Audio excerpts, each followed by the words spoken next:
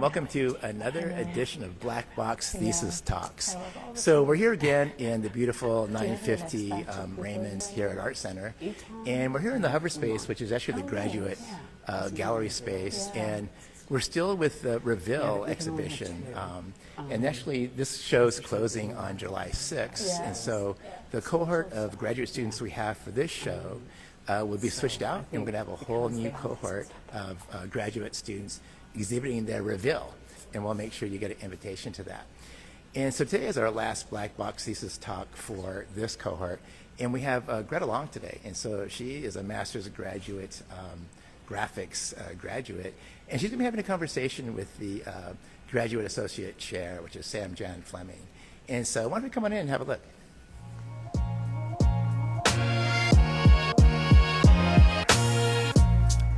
Okay, here we can see the exhibition going on that really is about revealing the layers of creativity and kind of stripping away to share with the viewers and having them understand the work on a completely different level that's beyond the normal kind of finished projects. Okay, so over here we have Sam Jan Fleming, Associate Chair of Graphics Masters, and Greta Long. She's a graduate from the department. So I'm going to go ahead and hand it off to Sam, Jan, and Greta. How are you guys? Good. How are you? I'm doing pretty good. Hi, Greta. Hi, Sam Jan. I know. We haven't seen each other in a while, so this is a good catch-up.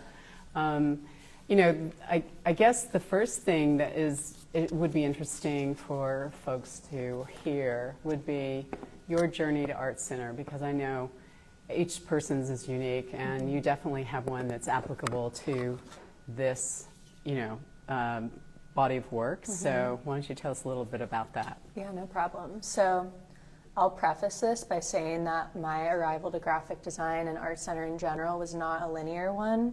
It was very unexpected, but I will say that it's not unsurprising that I ended up here. So I have always been an artist. When I was growing up, I was a drawer and painter, and I had found that watercolor painting of natural landscapes were kind of my entry point into visual arts, aesthetics, whatever, you name it. And I talked a little bit about this at the gallery opening, but there was kind of this really pivotal moment in high school that I look back on now and I'm like, this is kind of like all encapsulated in this moment. So I was doing a critique. I was in Albuquerque, New Mexico at the time where I grew up. We were critiquing like this stylized watercolor landscape of the mountains there.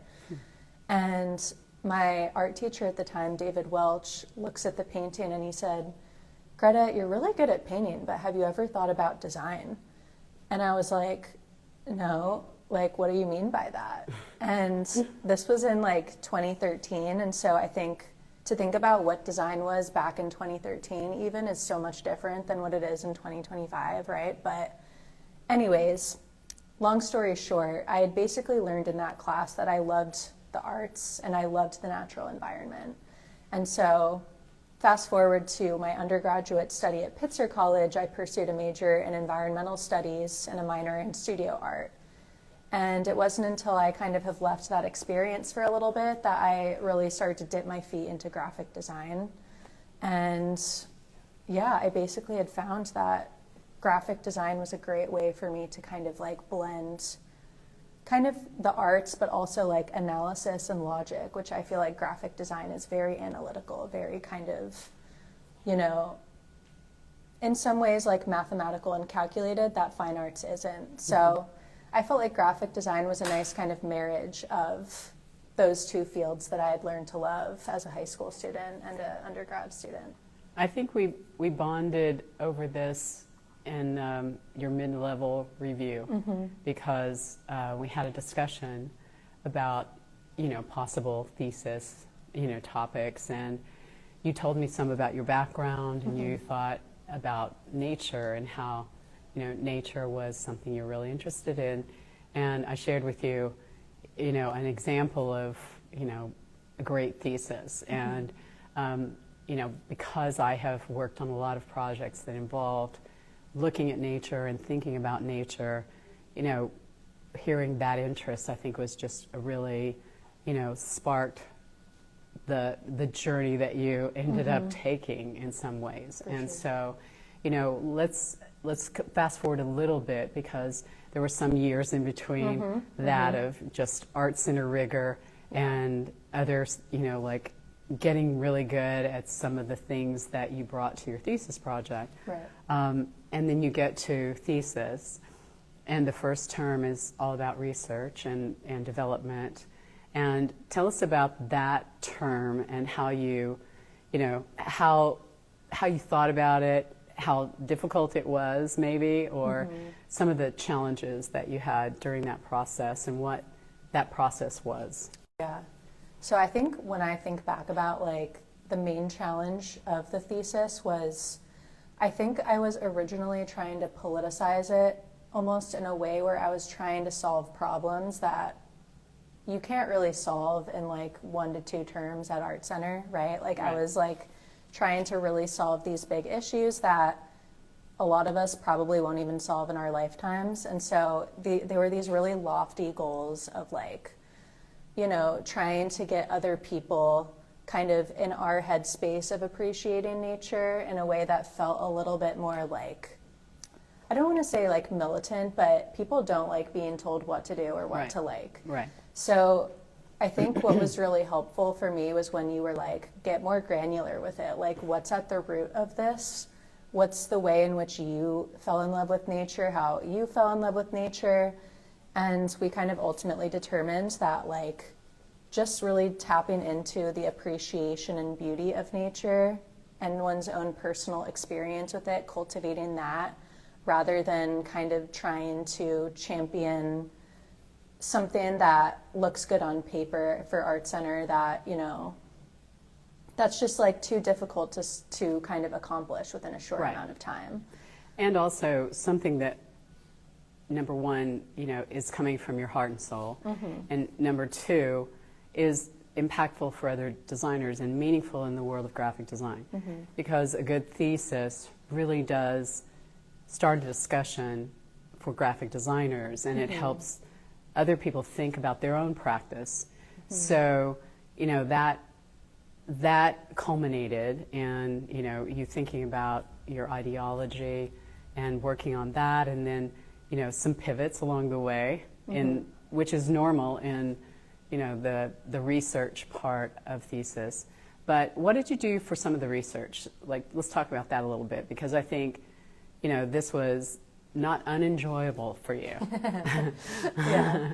For like specifically the ideology, or? No, just for your whole research. Like, how did you go about researching for this? Yeah. So I think one of the main, to kind of like back up slightly, I think one of the main reasons that I wanted to do this thesis like at all was because I noticed I was getting a lot of back pain from just sitting at my desk in a dark room and just kind of like being like, oh my God, like, look, it's so nice outside. Like, I wish I could be doing things outside right now.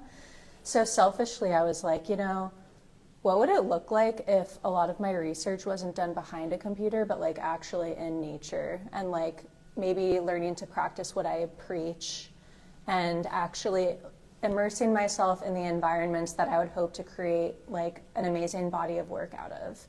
I think that there's like a lot of disconnect for people between like what they're trying to produce and what they're actually doing in their own day to day. And so for me, I was like, it feels really hypocritical to be kind of preaching that we need to be more in touch with the environment if I'm not even like touching grass. Right. So I'm very lucky because I live near Griffith Park, and I know that not everyone has, the privilege of being adjacent to such a beautiful, like, natural hotspot in a very urban city. So I took with that what I could, and I went to several different places in Griffith Park multiple times a day. I remember I went like once at dawn, once at the peak of the day, which would be like 12 p.m., noon-ish, and then at sunset. And I basically went to Griffith Park, took notes, analog style, brought a Polaroid camera, took like some snapshots in the field, and really just tried to pay attention to like the patterns that I could, start to see in the natural environment, and to also just create a very personal, sacred, spiritual experience. And I think that's like what really made the experience the most fulfilling, was that I could read the research of ecosystems of this place that are written by other people, Right. but no one can like give me what I experienced in my Right. own shoes. In Griffith Park, like I got frostbite at one point on my finger because it was so cold in the morning, but I was like, you know what? We're doing it. Like we are right. touching grass. So I think like all in all, like that tangibility was something that like you can't get behind a screen, and Right. that like I found it to be just so fulfilling.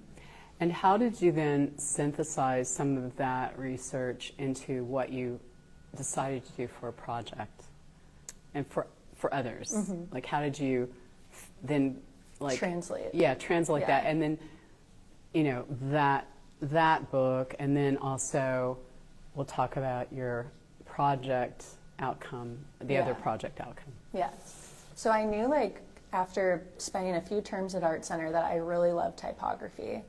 And I was thinking about the ways in which typography, and also by extension like editorial design, book design, print design, could be, you know, a way in which I showcase what I'm learning in the field. And so I'm specifically, at the time, I was specifically really interested in modular typography. And for me, modular typography was very reminiscent of nature in the fact that there's these like building blocks, if you will, that kind of create these intricate structures that follow a system. And I think a lot of nature is based on these systems. And so at one point during the day, at one of my fieldwork studies, is what I call them, I was at Cedar Grove in Griffith Park. And I was looking up at the sky, and there was a lemonade berry tree that I was specifically like perched underneath. And since it was the early morning, the quality of light was like very gentle. It was like peeking through the leaves. It was creating these like dazzling like star shapes. And so I was like, well, I think this is the specific moment that I really want to memorialize in the form of a typeface. So from there, I started to think about, okay, what are these basic structures that I'm seeing? I'm seeing like light, which can be kind of abstracted into like a four-pointed star shape, which is kind of what you're starting to see with like some of the modular typography that I created here. And then in addition to a four-pointed star shape, we have kind of like a leaf motif. And so knowing that these were my two building blocks, I started to play around with constructing letter forms, numerals, things of that nature, and it just became like, I was lucky because it was one of the first studies that I did, but it was just like, it immediately started to fit into place. Right.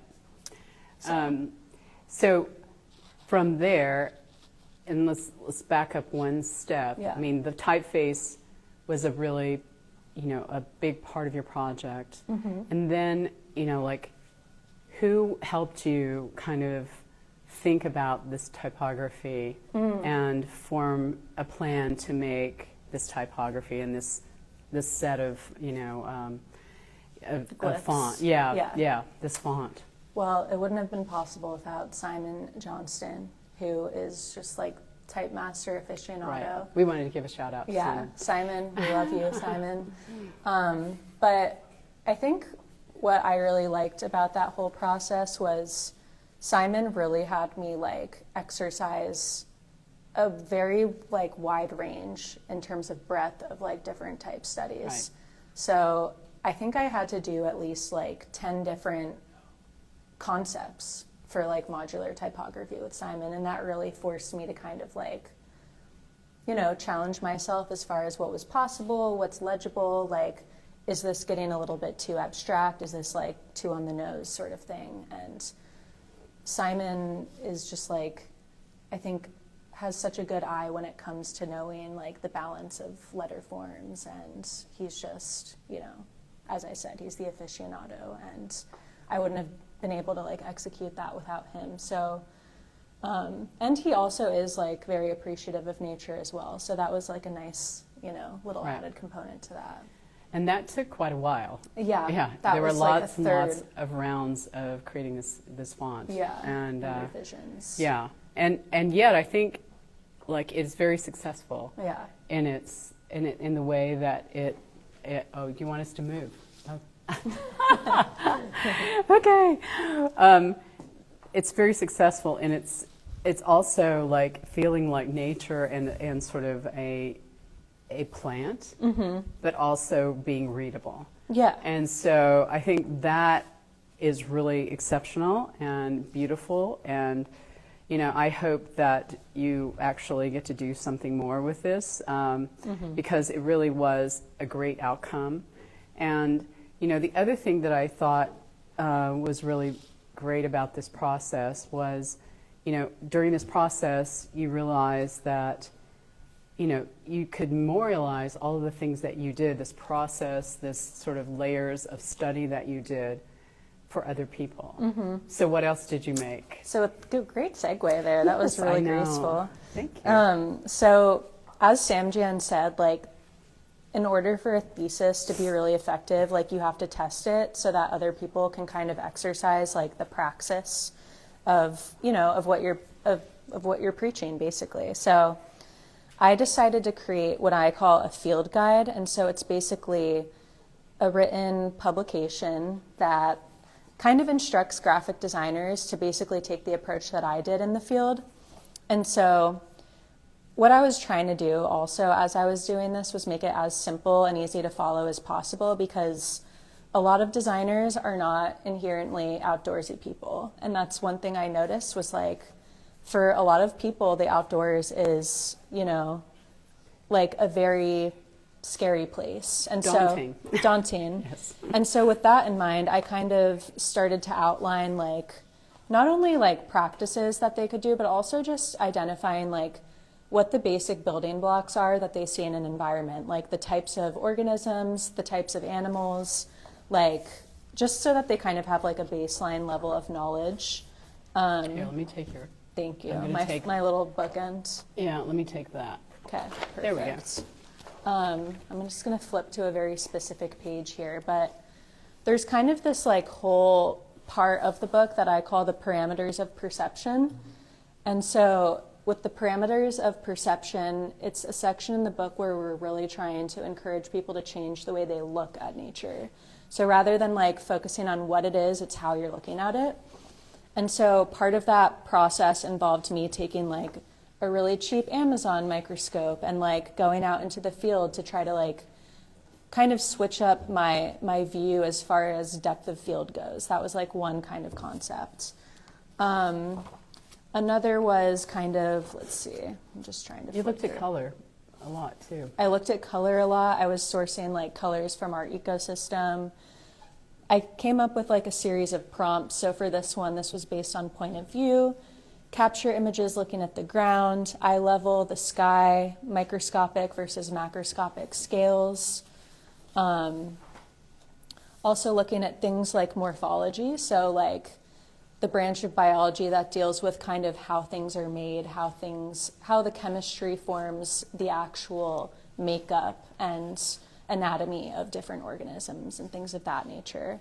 So I also did certain studies where I was like, let me try to find as many textures of a tree that I can find, like, you know, in this specific environment. And a lot of these studies just ultimately made me find out that there is so much diversity within just like a single plot of land, like, that you can find. And so I think that there's just a lot to work with as far as California's native ecosystems, and that's something that we should be really thankful for, because we have such a plethora of different regions and kind of like... Well, the options and the wealth, the richness of this, any ecosystem, makes the, you know, possibilities endless, Yeah. and infinite. And so, you know, like as tiny as you can go to as wide as you can go. Yeah. I think it really does offer designers so much richness as far as their design work, their Yeah. inspiration, and beyond that, I know that you believe this too, is just being out there and being in nature makes a big difference Yeah. as far as like how you feel about what you're doing, Yeah. and inspiring you, even if it's another thought comes into your head that's completely not relevant to your surroundings, right? Yeah, that also reminds me too, like, you know, you were talking about the whole process, like in the beginning of thesis, and part of that was developing our own personal design ideology. And so I remember, like, I think my ideology, when I like succinctly summarized it into one sentence, it was like, graphic design is us. And so I remember when I was at my undergraduate college, there was this mural that really spoke to me, and it said, "You are of this place. It is changing you." And so I've always kind of been in this, like, do you want me to take that back? I've always been in this kind of space where I really try to see the ways in which the environment is shaping me and I'm shaping the environment. And I think that, Help you. I think if people started to view the environment as an extension of themselves, that they would want to protect it more. Right. So. And I think, you know, we've seen people come through this exhibit that were impacted by what you studied and were inspired by it and have reached out to you even. So I think that's, you know, significant for a thesis project. Yeah. And the more you talk about it, the more that you put it out there. And I'm sure it's, you know, when you've had interviews or anything, you know, close to that, I think just having that moment to talk to people, it sparks a conversation, which is what a good thesis project should do. Yeah. Sorry, I put a cough drop in, folks.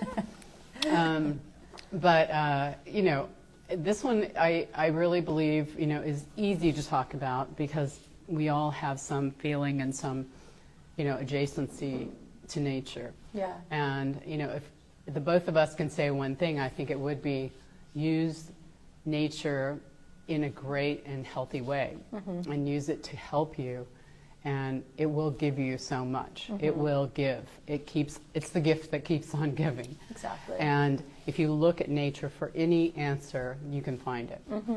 So I think Greta's work, her process, and the whole process of your thesis journey was a gift that was given to you. And you know, I love the video that you made because, you know, you had some like little surprise, you know, guest stars in that.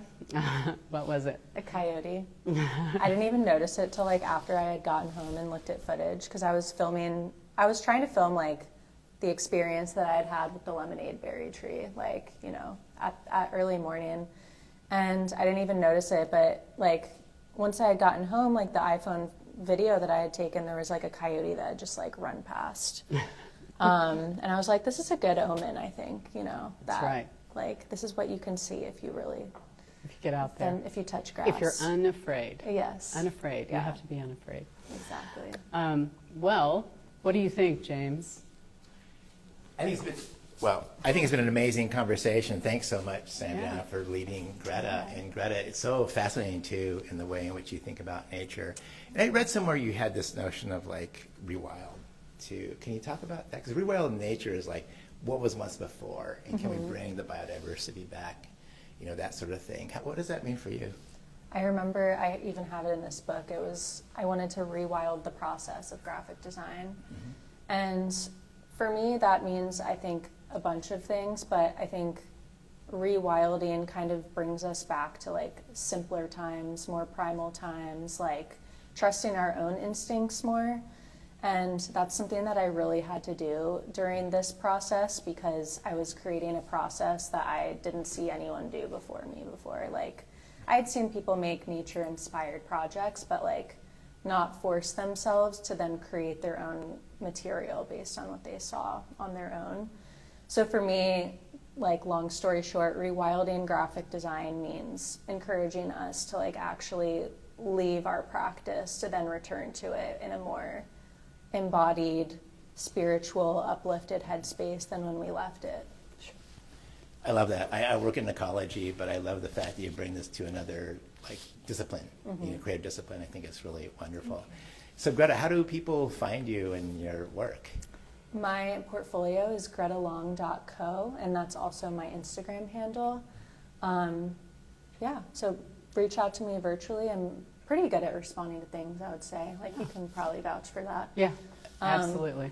But But yeah, I'll be outside a lot this summer too, so I encourage everyone else to do the same, and happy solstice too. I think we're curious about that video with the coyote. Is Yeah. that on your website? It's on the thesis page of my website, which is also like scannable via the Okay. QR code. Okay. So Well, thanks so much for doing this Thank and literally you. closing this cohort for this show. it's an honor. And we Yeah. want to invite everybody to, on July 24th, we're going to kick off the new cohort on this one. I think you'll participate in one thing, which is we're going to have like a Pichakucha event. Cool. So over here, we call this the flex space over there, so that some of the new cohorts in yourself will have an image, and you go off on that, for 5 minutes, and we'll talk about that. So, Amazing. Yeah, Would thanks so love that. much. Thank you, guys. All right, guys, thanks for joining the Black Box Thesis Talks, and we'll catch you next time.